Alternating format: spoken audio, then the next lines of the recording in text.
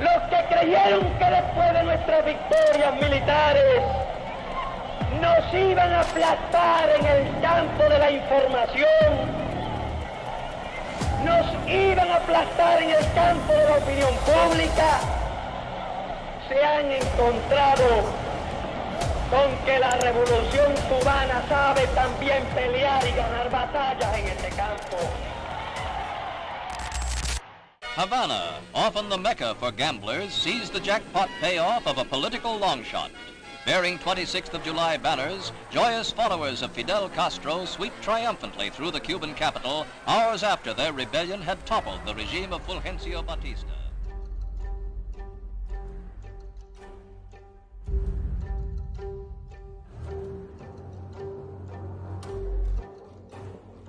Dr. Castro, could you tell us what your opinion is of United States policy during this period of your revolution? What I think is the United States have been not worried at all about our feeling, our democratic feeling. United States is speaking about democracy and forgetting the feeling, democratic feeling of those countries of Latin America. Okay. And between them, Cuba.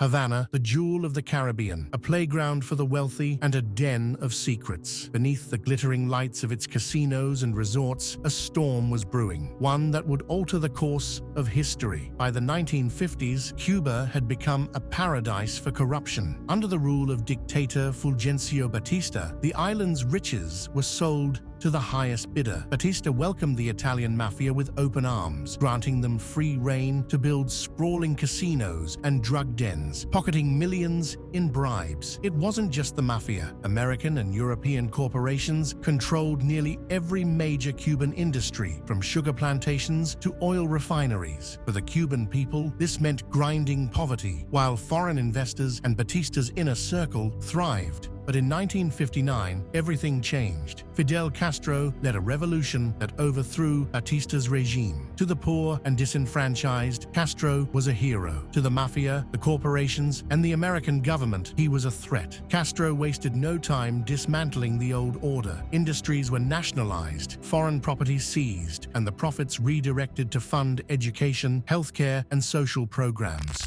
Cuba goes on a patriotic binge after the government seizes a score of U.S. companies, a move denounced by Catholic authorities influential in this Catholic country.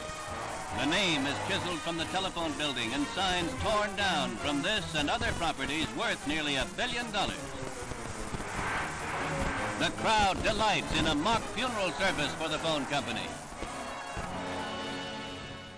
But this redistribution of wealth came at a cost. Those who had once benefited from Cuba's economic exploitation, from mobsters to multinational corporations, wanted their share back. To make matters worse for the United States, Castro's Cuba forged an alliance with the Soviet Union. In the midst of the Cold War, this was a direct challenge to America's dominance in the Western Hemisphere. In January 1961, John F. Kennedy was sworn in as the youngest elected president in American history. Just days into his presidency, he inherited a ticking time bomb. The Eisenhower administration had already laid the groundwork for an invasion of Cuba, but now it was Kennedy's decision to make. The stakes could not have been higher. The world was in the throes of the Cold War, and Cuba's alliance with the Soviet Union placed a communist foothold just 90 miles off American shores. Kennedy faced immense pressure from his advisors, the public, and the international community to act decisively against Castro. But how could the United States orchestrate a covert operation to topple Castro without igniting a global crisis? And could a carefully crafted plan succeed against such high stakes? In 1961, the CIA trained and armed a group of Cuban exiles to launch an invasion aimed at overthrowing Castro and restore American influence and investments in Cuba. Allen Dulles, director of the CIA, and Richard Bissell, his deputy for plans, were key architects of the operation. They worked closely with military generals who believed that a quick, decisive strike would lead to victory. The operation plan can be broken down into 3 phases. Phase 1, take out air support. Phase Phase 2, follow-up airstrike. Phase 3, invade by air and sea. Back in April of 1960, CIA officers had traveled to Miami to recruit Cuban exiles from the Frente Revolucionario Democrático, a group of anti-Castro revolutionaries. With a $13 million budget, they formed Brigade 2506, a force of 1,400 men, and transported them to Zapata Island, a secluded location off the coast of Florida, secretly leased by the CIA. On Zapata Island and later in Guatemala, the recruits underwent intensive training in weapons, infantry tactics, amphibious assaults, guerrilla operations, and even paratrooper techniques. Among them were 39 experienced pilots who had flown in Cuba's military or as commercial pilots. These pilots trained at a secret airbase in Guatemala. But there was a dangerous twist. Hidden among the recruits were double agents loyal to Castro, feeding intelligence back to Havana. The operation began with airstrikes aimed at crippling Castro's air force. Pilots from Brigade 2506 would disguise themselves as defectors from Castro's air force, claiming to attack their own bases before fleeing to the United States. This airstrike was intended to clear the skies for the ground assault.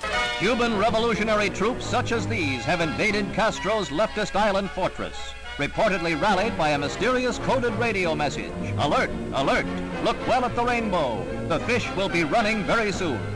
From the sea and by parachute, the rebels have struck along the coast within 90 miles of Havana. Initial accounts of the fighting sketchy, but strafing and bombing of communications and military targets reported with heavy casualties. Fidel's grip is threatened as word of some defections comes out. But the fiery bearded Castro is hardly short on words as he attacks what he calls United States imperialism and calls on sister Latin American republics to aid Cuba. Impounded in Miami, one of the 3 B-26s which bombed Cuban bases before the invasion. They're of a type purchased by Cuba from the U.S. during Batista's regime. The Cuban bomber pilot, concealing his identity, says he had planned his defection flight for 3 months. Meanwhile, in Havana, acting Foreign Minister Olivares shows foreign envoys and newsmen scorched fragments of what may have been rockets fired during the B-26 raids. As might be expected, he points an accusing finger at the U.S. The same line is followed at a dramatic meeting of the United Nations General Assembly's Political Committee by Cuban Foreign Minister Raul Roa, charging his nation has been invaded by what he terms mercenaries from Guatemala and Florida. In Phase 2, any remaining aircraft in Castro's fleet would be destroyed in a follow-up airstrike just before the main invasion. This was critical to ensure Castro's forces could not launch a counterattack from the air. During Phase 3, the brigade would invade by sea and air. Some members would land on the beaches near Trinidad, a site chosen for its anti-Castro sentiment, defensible beachhead, and proximity to the Escambray Mountains, a natural refuge in case the operation failed. Others would parachute farther inland to establish strategic positions. Brigade pilots would provide air cover, ensuring the ground troops could advance without aerial bombardment. But as the operation neared, Kennedy and his administration grew wary. Military advisors warned that the invasion might fail without direct U.S. military support. Yet Kennedy, unwilling to risk open American involvement, scaled back air support at the last minute and changed the invasion to the Bay of Pigs. This decision would prove critical, yet the question remains. With double agents hidden inside the recruits, what awaited the Kennedy administration and Brigade 2506 upon landing?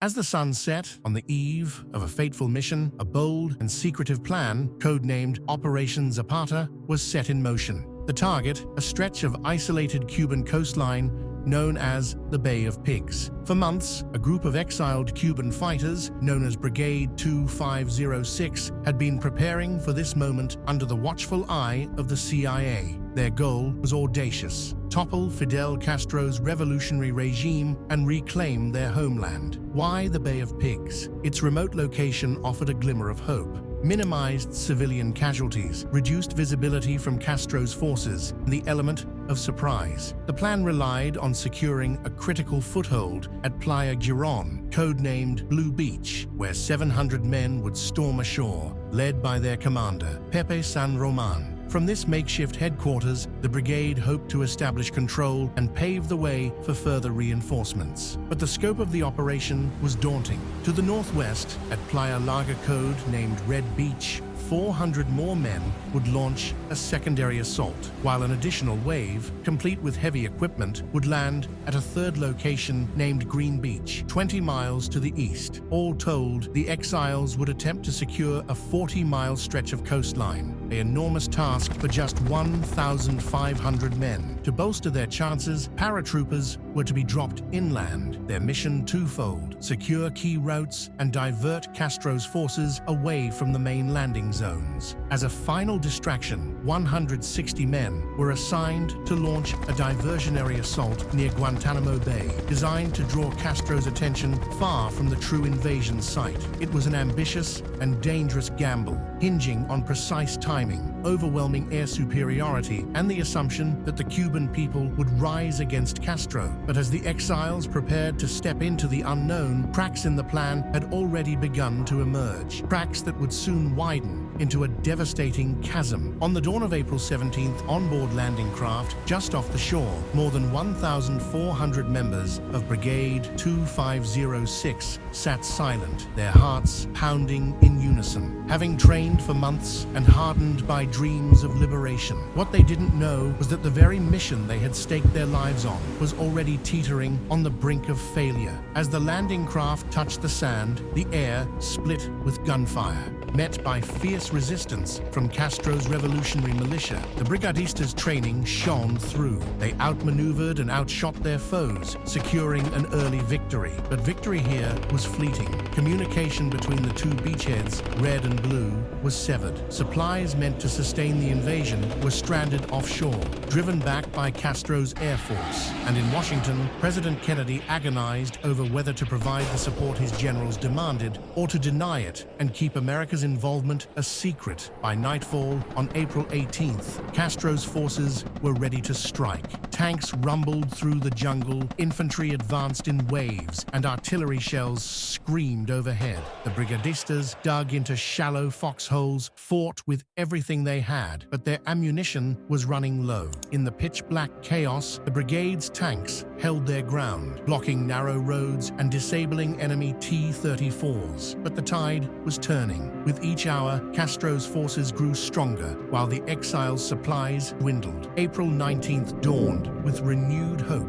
A final airstrike had been promised. B-26 bombers, escorted by American jets, would level the playing field, but a single, fateful error would seal the brigade's fate. Washington had sent the wrong time. Daylight savings was overlooked, and the bombers arrived unescorted. Castro's air force pounced, shooting down the Brigadistas' last hope of survival. With air support gone and no supplies in sight, the Brigadistas faced the full might of Castro's army. Waves of infantry surged forward, clashing in brutal hand-to-hand combat. Exhausted and out of ammunition, the exiles retreated to the beaches. By the afternoon, it was over. Castro's forces swept through the beaches, capturing or killing the remaining exiles. Offshore, American destroyers watched in silence, forbidden to intervene. Of the 1,400 who landed, 1,200 were captured and over 100 were killed. The Bay of Pigs was more than a failed invasion. It was a turning point in the Cold War. For Fidel Castro, it was a triumph that solidified his rule and drew Cuba closer to the Soviet Union. For the United States, it was a humiliation that forced a rethinking of foreign policy and set the stage for the Cuban Missile Crisis. If you gained value from this video, please make sure to like, subscribe, and leave a comment below on what video you would like to see next.